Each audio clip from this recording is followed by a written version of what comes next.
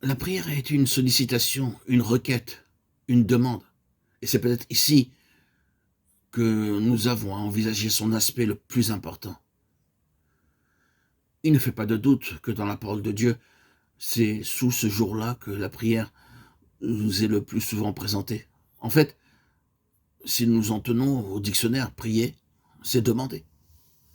Or, c'est dans ce domaine-là, justement, que nous rencontrons nos plus grosses difficultés. Il n'est donc pas superflu d'aller un peu au fond des choses et de bien nous assurer que la prière a une efficacité objective. Je suis bien sûr qu'il nous est arrivé à tous, en présentant nos requêtes à Dieu, de nous heurter à un je ne sais quoi d'ordre mental, dont l'intrusion soudaine paralyse notre élan et mine la certitude. Voici ce que j'entends. L'efficacité objective de la prière, c'est-à-dire sa capacité de changer les choses en dehors de nous, se trouve parfois mise en échec, au moment même où nous cherchons à articuler nos désirs par des obstacles venant de nous-mêmes.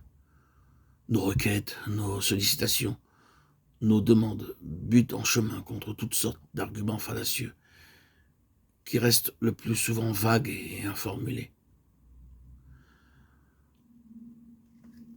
En voici quelques-uns. Dieu sait tout, il connaît la fin depuis le commencement, il sait ce qu'il a en vue, la prière n'est donc pas nécessaire.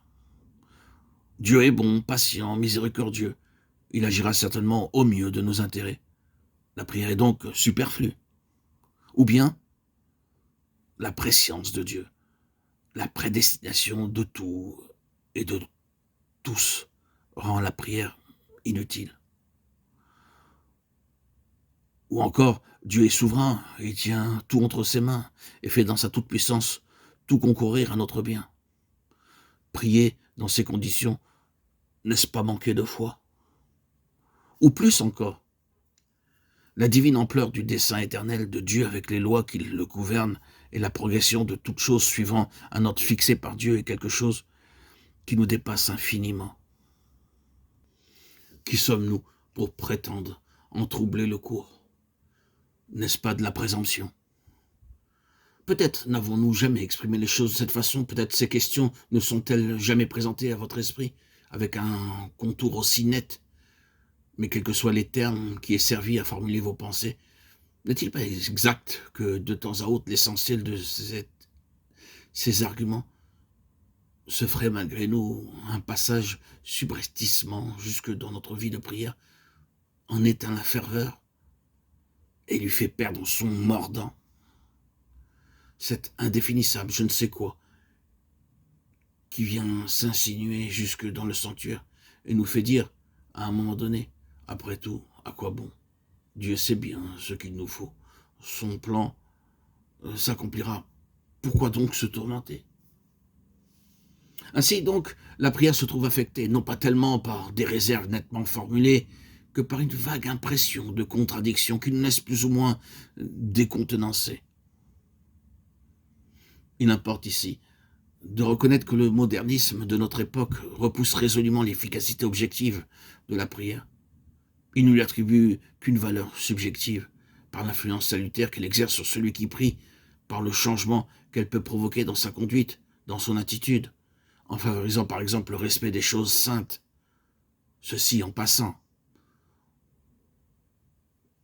Nous reviendrons peut-être ailleurs, dans d'autres publications audio, sur le fond des objections que nous avons esquissées, qu'il nous suffise pour le moment de souligner deux choses qu'il importe de garder constamment présentes à l'esprit quand on étudie cet aspect de la prière.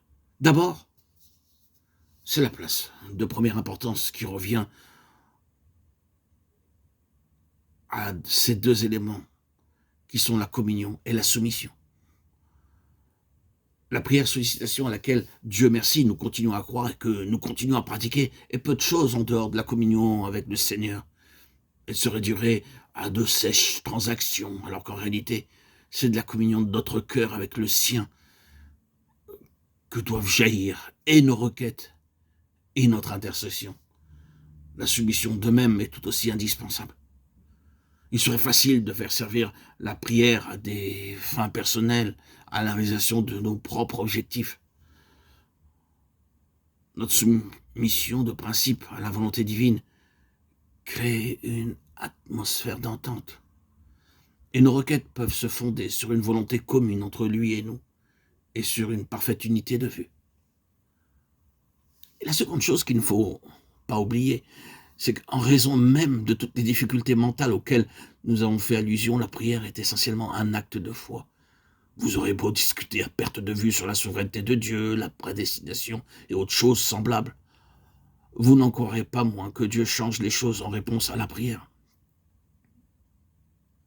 Malgré tous les arguments qui sont de nature à saper les bases de la prière et à en affaiblir la portée, nous prions et nous continuons à prier. C'est cela même qui fait de la prière un acte de foi.